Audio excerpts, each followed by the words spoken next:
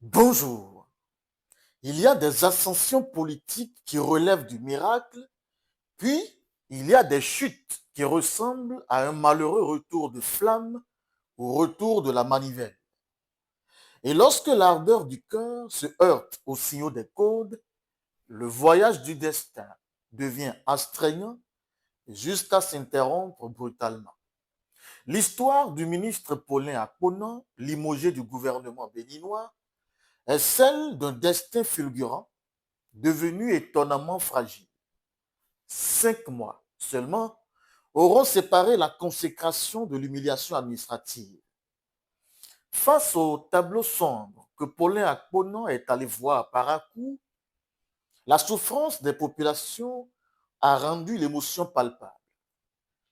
Mais entre la colère contenue et la parole gouvernementale, il existe une frontière. Et Paulin Akpona l'a franchie avec imprudence. Il déclare devant micros et caméras que des dizaines de milliards ont été siphonnés. Il accuse des aventuriers politiques issus de la localité et vraisemblablement de la mouvance. Mais a-t-il pu tenir seul ces propos si graves? A-t-il été induit en erreur? Certains ont tenté d'incriminer Rachidi Badamassi. Mais les enregistrements sont là. Badamassi, grand stratège, disait clairement ceci.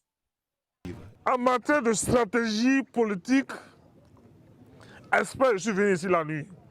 Je sais pourquoi je suis venu ici la nuit. Je ne suis pas fou.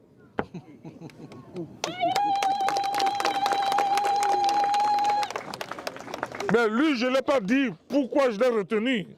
On était là, mais je savais que je vais l'amener à Koroboro la nuit pour qu'il constate qu'il y a un quartier à Parakou, un quartier comme un village. Je l'ai amené la nuit pour qu'il constate que Koroboro n'a pas l'énergie, il n'y a pas l'eau. A dit, je veux le faire vivre la réalité du terrain.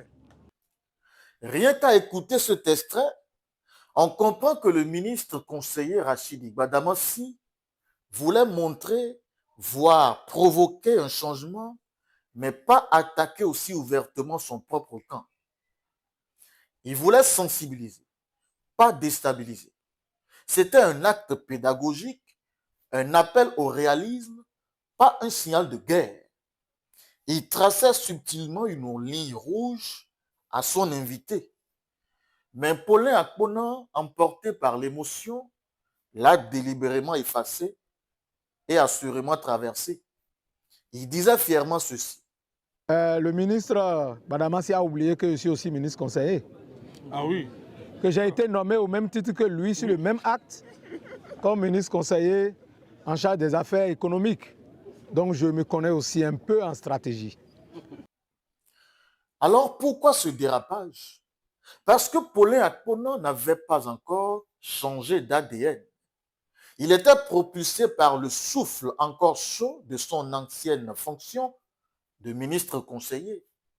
Il a oublié qu'il n'était plus là pour exposer, mais pour incarner.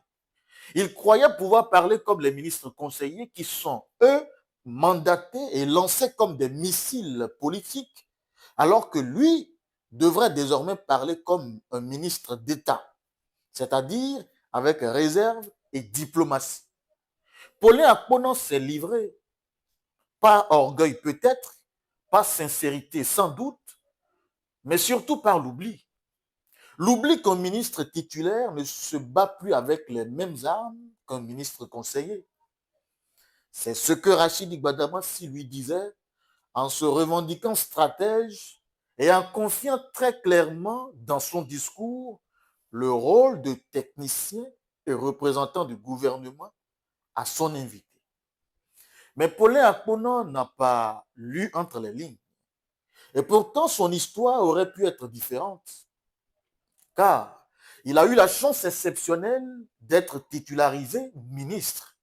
Alors qu'après le décès du ministre Kwaro Yves Chabi, le chef de l'État, le président Patrice Talon, avait montré qu'un ministre conseiller ne remplace pas nécessairement ni systématiquement un ministre titulaire. Le message était clair, quand il a confié le portefeuille au ministre Véronique Toye-Fodé Mewanou, afin que tous ceux-ci quittent l'illusion de vouloir rivaliser avec les ministres titulaires. Mais deux ministres conseillers, Paulin Akpona, eut la chance d'être titularisé. Il n'a pas su l'apprivoiser.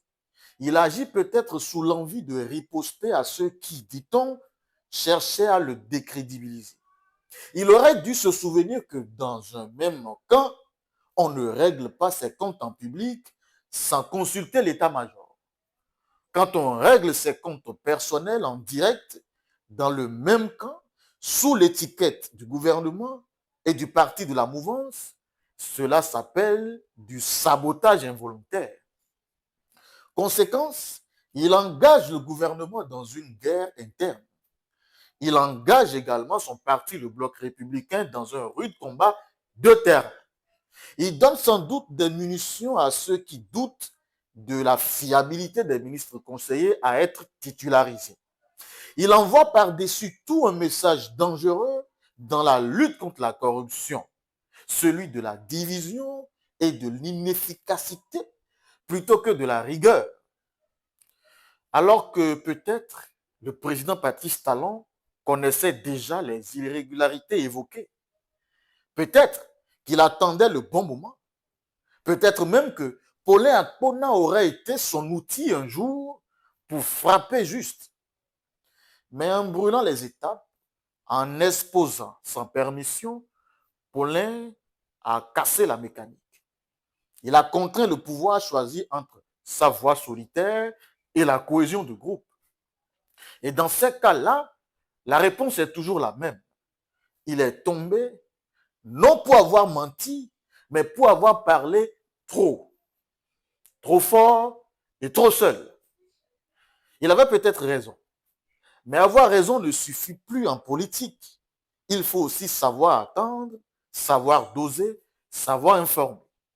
Ceci est la chronique d'un destin étonnant et astreignant. Une trajectoire météorique devenue une leçon politique. C'était votre chronique contre jour. Merci pour l'attention et à demain.